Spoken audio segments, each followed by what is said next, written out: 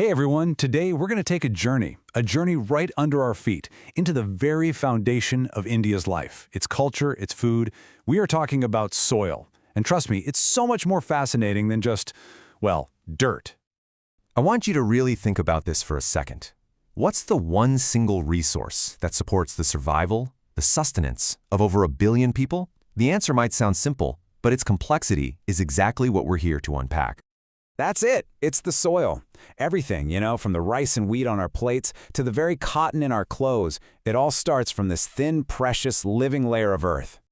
Okay, so here's our game plan. We're going to start with India's living foundation and the actual recipe for soil. Then we'll take a grand tour of the 4 major soil types. After that, we'll peek at some regional and, let's say, more difficult soils. Then we'll connect it all back to the food we eat and finish up with a big one, how we protect this ground beneath our feet.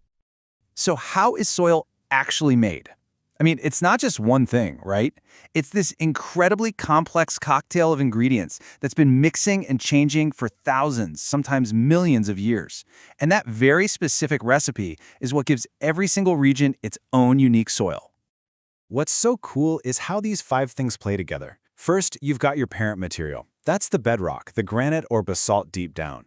It provides all the basic minerals. Then climate comes in, breaking it all down with rain and heat.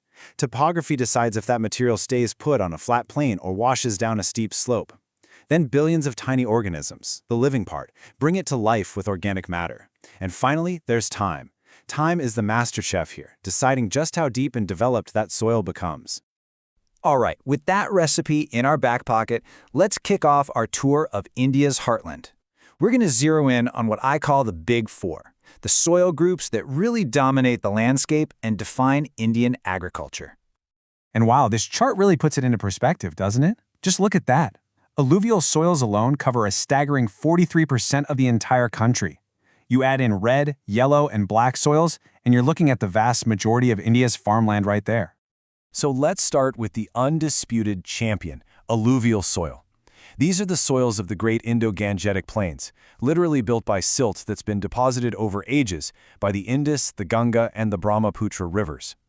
This is the breadbasket of India, unbelievably fertile, and just perfect for growing staples like wheat and rice.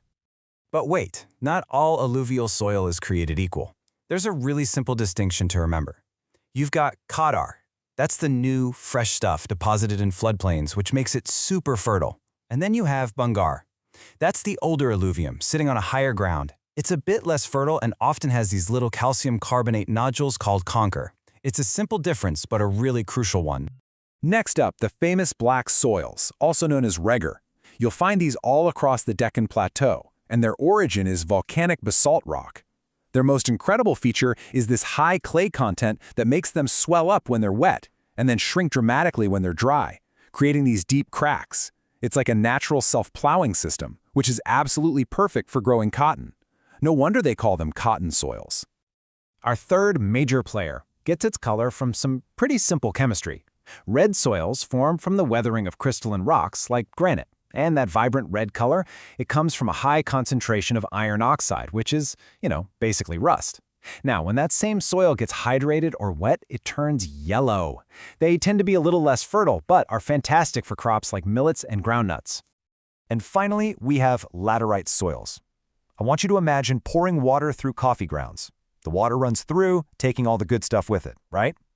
Well, that process is called leaching, and it's exactly how laterite soils are formed in places with intense rainfall, like the Western Ghats. It leaves behind an acidic soil that's not great for most crops, but it is absolutely perfect for plantation crops like tea, coffee, and cashews. Okay, so beyond the Big Four, India has all these other soils that are perfectly adapted to their own unique environments and, well, some that present some real challenges for farmers. So here's just a quick look. You've got the sandy, salty soils of the Rajasthan desert. You've got the thin, organic-rich forest soils up in the Himalayas. And you've got these challenging saline soils in some parts of the plains, which actually need special treatment with gypsum just to become productive. Each one has its own story, its own purpose. So we've toured the geology, we've looked at the chemistry, but what does it all really mean for us? This is the crucial part. It's the direct line from the type of ground under a farmer's feet to the actual food that ends up on all of our plates. This table really sums it up perfectly. The highly fertile alluvial soils, they give us our staple grains like rice and wheat. The medium to high fertility black soils give us cotton and soybeans, and those low fertility red and laterite soils, they're perfect for specialized cash crops like millets, coffee, and cashews. The soil type literally dictates the entire agricultural economy of a region. It's that powerful. And that brings us right up to the present day. Because this vital, life-giving resource is facing enormous pressure from erosion, from nutrient imbalances, and just general degradation. So the challenge for all of us now is to protect it. And the scale of that challenge it's stark. According to satellite data from ISRO, nearly a third, almost 30% of India's total land area is suffering from some form of degradation. That is a massive wake-up call. But, and this is a big but, it's not all bad news. Not at all. To face this challenge head-on, India is deploying a whole new generation of scientific tools to understand and manage its soils better than ever before in history. And this is where things get really hopeful. The Soil Health Card program gives individual farmers specific data about their land, helping them use fertilizers way more efficiently. From the sky, ISRO's satellite atlas is monitoring the problem on a huge national scale.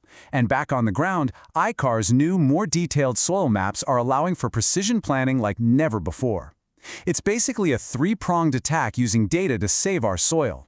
Which leaves us with this final, ultimate question. We've seen that soil isn't just dirt, it's a living, breathing, complex system. It's the foundation of an entire civilization. So as we move forward, the real test is going to be how we balance our needs with the health of that foundation. How do we protect the very ground that feeds us all?